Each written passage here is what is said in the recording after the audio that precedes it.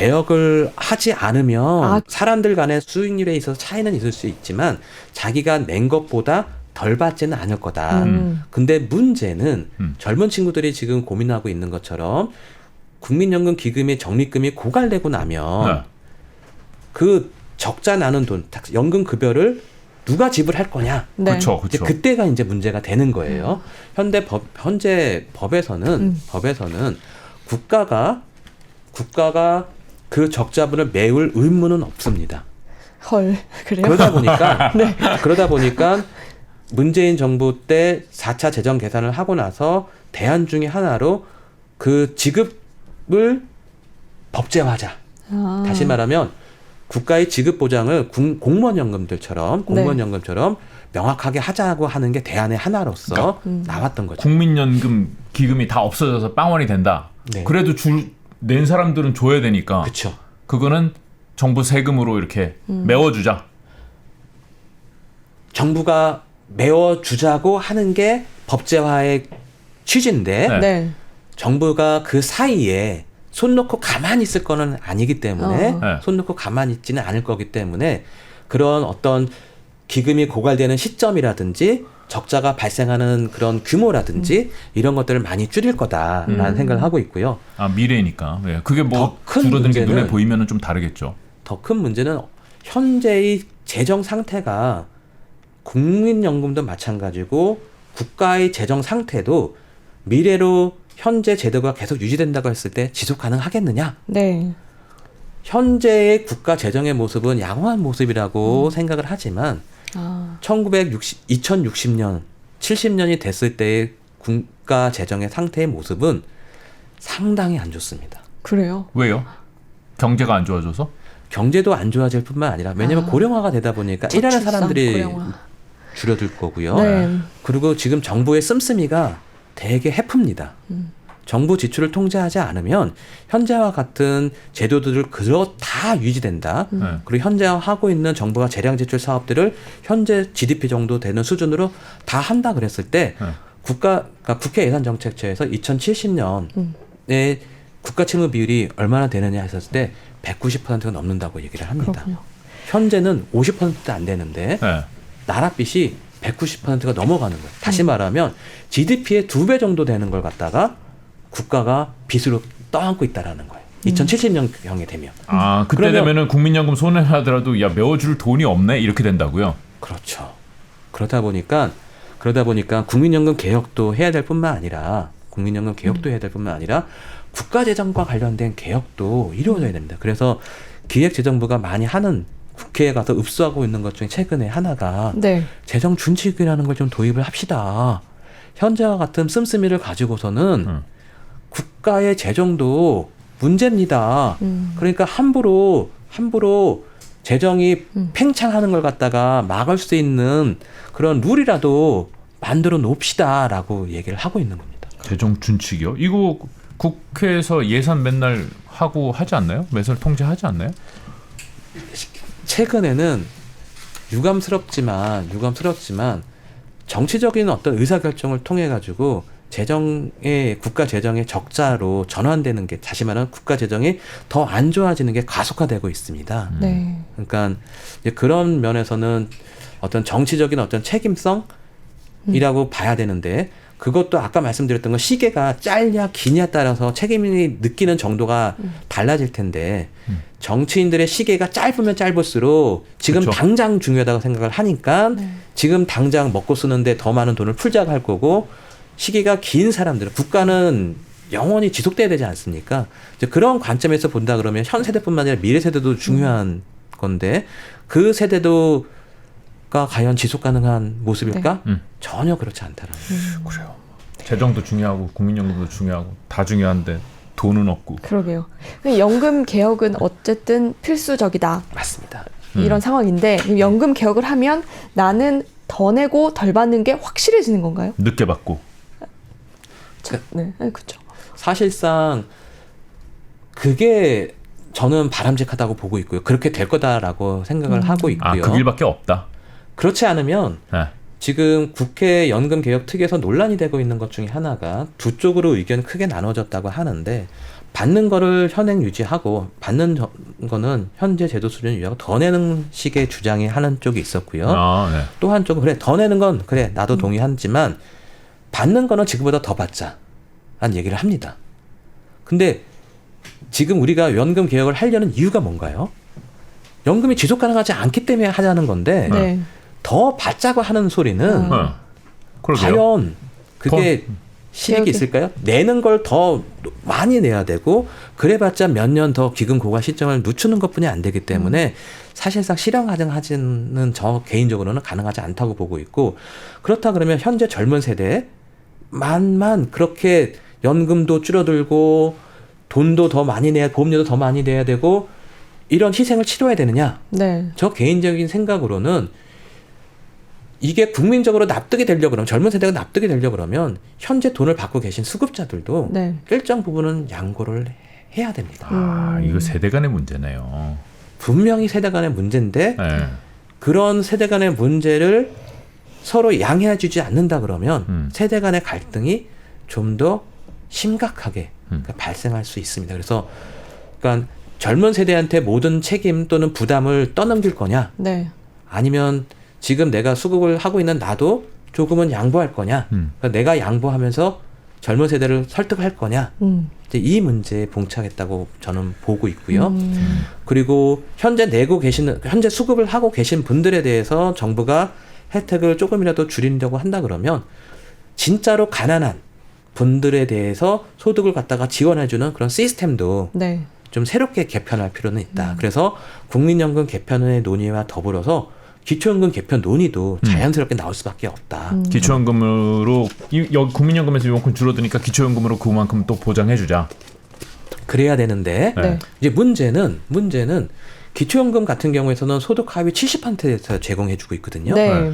그런데 사실상 소득 하위 70%라고 한다고 했었을 때 앞으로 65세 이상 넘어가시는 분들, 다시 말하면 베이비부머 세대들도 65세로 넘어가려고 할 텐데 그분들 같은 경우 경제력이 어느 정도 있는 분들도 있거든요. 네. 그렇겠죠. 다시 말하면 70% 안에 경제력이 있는 분들도 포함될 수 있다는 소리입니다. 네. 그렇다 그러면 이 소득 하위 70%라고 70% 룰을 갖다가 좀 낮추고 그리고 주는 돈의 규모를 더 높일 수만 있다 그러면 다시 말하면 대상자를 줄이고 그리고 한 분한테 주는 금액을 높일 수만 있다 그러면 그 저소득층 노인분들의 어떤 노후를 위한 소득 지원은 더 많이 이루어질 수 있는 거 아니냐라는 생각을 하게 됩니다. 이게 사실 OECD에서도 몇 년 전에 그렇게 좀 개혁을 해야 된다라고 권고를 했는데도 사실 한번 늘어난 걸 줄이는 거는 정말 어렵습니다. 그러니까 정치인들이 네. 선거가 우리는 계속 2년 또는 3년마다 계속 돌아오지 않습니까? 그렇죠. 그러다 보니까 어떤 않죠. 유권자들의 이해를 해하는 일을 하기가 쉽지가 않습니다. 네. 그렇지만 재정의 상태를 갖다가 국민들한테 소상히 알리고 그리고 이해를 구하는 노력들을 많이 하면 할수록 네. 국민들은 현명하게 판단할 수 있다고 봅니다. 그래서 제가 오늘 이 경제자유 살롱에 출연한 이유 중에 하나도 네. 좀 국민들한테 이런 실상에 대해서 좀 더 알릴 수 있는 기회가 되지 않을까 전문가 라는 입장에서 생각에서 네. 출연하게 된 배경 중에 하나입니다. 네. 교수님 그러면 국민연금 개혁 관련해서 가지고 한 가지만 더 여쭤보면 네. 이게 연금 개혁을 조금이라도 빨리 하는 게 어쨌든 그 젊은 세대에게 부담을 덜 지워줄 수 있는 효과가 있겠네요. 맞습니다. 그래서 이 개혁이라는 거는 한시라도 빨리 해야지 그만큼 재정을 건전화시킬 수 있는 기간 또는 기회가 많아지는 거 아닙니까? 네. 그리고 우리가 대비를 충분히 할 수 있는 기간이 주어져야지 대비할 수 있는 기간이 짧았을 때 하는 것보다도 우리가 충격을 완화할 수 있는 겁니다. 그럼 이제 예전 세대들이 조금은 양보를 할 필요가 지금은 있다라고 봐도 되나요? 저는 말하면서도 밑에 있죠. 불안하지만 네. 사실상 불안하지만 그분들이 받는 연금 얘기라는 게 가입 기간이 짧았기 때문에 많지는 않거든요. 네. 그럼에도 불구하고 공무원 연금이 2015년 16년 연금 개혁을 할 때 했던 방식 중에 하나는 보통은 연금 급여라는 것조차도 물가가 상승하면 같이 물가 수준 정도는 따라서 상승을 해줍니다. 그래서 그렇죠. 실제 소득은 유지될 수 있게끔. 그런데 몇 년간은 그걸 갖다가 물가 인상을 갖다가 안 시켜놨거든요. 네. 그러니까 충격을 최소화한 거죠. 그런 식이라도 국민연금 쪽에서도 해야 된다. 1%포인트라도 2%포인트라도. 네. 그러니까 물가 상승률을 갖다 인상시키는 걸 갖다가 최소한 몇 년이라도 줄여주는 그런 모습들, 다시 말하면 현재 연금을 받고 계시는 분들도 희생을 한다. 네. 그런 모습을 보여줘야지 젊은 세대가 그나마 덜 억울하지 않을까. 저 개인적으로는 그렇게 생각을 네. 합니다. 요새 물가가 4%막 이러는데 그러니까요. 많이 요새는 올라서. 물가 수준 안 따라가는 것만 해도 적지는 않은 것 같은데요. 이 네. 저출산 문제가 이 고갈하는 것과 관련해서 영향이 큰가요? 지금 당장 아직까지는 아니죠. 지금도 문제는 네. 우리가 2050년에 고갈된다, 2050년대에 고갈된다, 2060년이 되면 뭐 GDP의 6% 또는 7%대는 적자가 발생한다 이렇게 얘기하는 것 중에 하나가 네. 그 당시에 미래에 돈을 납부하는 네. 젊은 세대가 비중이 확 줄어들기 때문에 그렇죠. 지금 저출산의 문제에서 지금 태어나는 사람들이 2050년 60년 되면 경제력이 왕성하게 활동을 해야 되는 시기인데 그렇죠. 그때 일을 할 수 있는 사람의 숫자가 워낙 줄다 보니까 네. 그 사람들이 내야 되는 부양해서 내야 되는 보험료가 올라갈 수밖에 없습니다. 크게. 두 명이 100만 원씩 내면 200만 원인데 한 명이 내야 되면 200만 원을 내야 되는 거니까. 네, 이 기금 고갈이 사실 우리나라만의 문제는 아니잖아요. 그렇죠. 네, 프랑스에서도 기금 고갈의 문제 때문에 아마 연금 개혁을 하려고 했을 텐데 해외에서는 어떻게 좀 잘 해결을 하는지 물론 프랑스는 지금 반대에 직면을 했지만 네, 혹시 뭐 좀 잘 해결이 된 곳은 있는지 궁금해요. 비슷한 문제가 다들 있죠.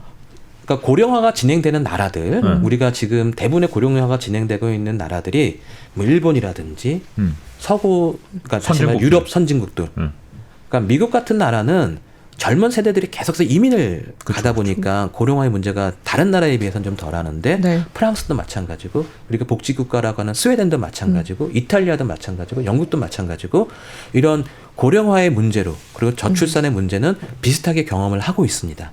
그러다 보니까 거의 모든 나라들이 재정이 지속 가능하지 않다는 걸 알기 때문에 앞다퉈서 1990년대 이후로 2000년대 들어서면서 앞다퉈서 연금 개혁이라는 걸 합니다.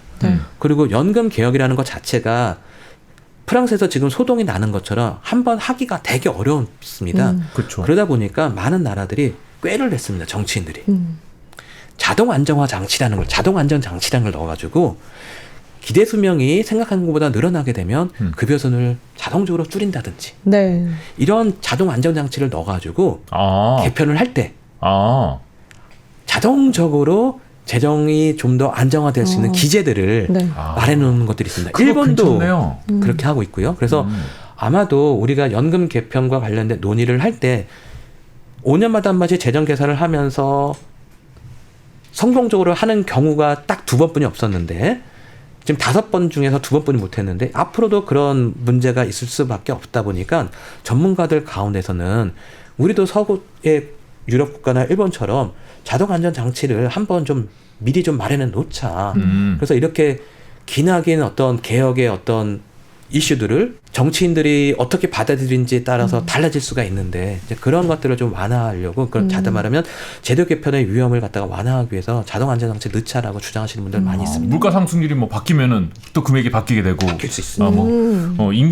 평균 수명이 막 늘어나가지고 막 오래 살면 좀 줄어들고 그리고 또 한 가지는 사람들이 많이 죽네 그러면은 좀 그렇죠. 네, 더 많이 줄 수도 있고. 우리가 최근에 글로벌 금융 위기 때 경험했던 건데 글로벌 금융 위기 때 어떤 일이 발생했냐면 금융 위기가 오면 세계의 주식 시장들이 글로벌 주식 시장이 다 안 좋아집니다. 네. 그러면 기금을 갖고 있는 나라들의 기금 수익률이 떨어지지 않습니까? 네. 기금 수익률이 떨어진다는 거는 연금 급여에도 영향을 줄 수밖에 없습니다. 그러다 보니까 그때는 또 연금 급여 수준을 낮추고 이제 그러한 것들이 자동적으로 이루어지게끔 하는 기제들을 스웨덴 같은 경우는 넣어놨고 당시에 물론 그런 기제가 작동하는 데 있어서는 정치인들이 또 정치적 부담감을 느끼니까 좀 몇 년 늦추고 그 충격을 갖다가 조금 더 법에서 원래 예상했던 것보다 마련했던 것보다 덜 했지만은 그러한 식의 개편들이 이루어진 그런 식의 자동적으로 급여 수준이 줄어드는 걸 경험한 나라들도 있거든요. 그래서 이제 그러한 것들도 좀 미리 좀 제도에 머리를 써서 좀 마련을 설계를 해놔야 된다라는 생각을 합니다. 국민연금 운영하시는 분들, 야 이거 수익률이 떨어지면은 지금 내가 여기서 잘리느냐 마느냐 보너스를 받느냐 이런 문제가 아니라 전 국민의 비난을 한 몸에 받을 수 있는 거 아니에요? 그러네요. 엄청 부담스러울 것 네. 같은데요. 그러다 보니까 좀 더 투명하게 좀 운영을 네. 해야 되고 네. 그리고 운영할 수 있는 네. 역량이라는 것도 좀 더 지금보다는 훨씬 더 발전을 그렇겠죠. 해야 되는. 그리고 반대로 운용을 잘하면 그렇지 수익이 대박이 났어. 국민적인 추앙을 받을 수 있습니다. 그러니까 맞습니다. 지금 그럼- 작년에 손실 났다지만은 네. 재작년에는 분위기 좋았을 거 아니에요. 거기도. 그쵸. 네. 어우 야 우리가 이렇게 잘해. 그 정도면 잘한 거죠. 맞습니다. 예. 그래가지고 국회 예산정책처에서 2020년 기준이 아니라 22년에 어떤 그 국민연금의 운용 수익이 나빠진 걸 보기 전 네. 21년을 기준으로 했을 때는 고갈되는 시점이 과거에는 2055년으로 예측했었는데 네. 27년으로 늘어나는 우리가 50년으로. 잘해가지고 네네 수익률. 57. 예 수익률이 한번 그렇게 개선이 되고 나니까 네. 그게 장기적으로도 어느 정도 수익률이 지금 예상했던 것보다 좋아질 거다라고 봐가지고 55년이 아니라 57년에 기금이 고갈된다고 했는데 한 해 지나가다 봤더니 다시 또 원래대로 돌아왔네. 다시 원래대로 55년 이렇게 예측을 하고 있습니다.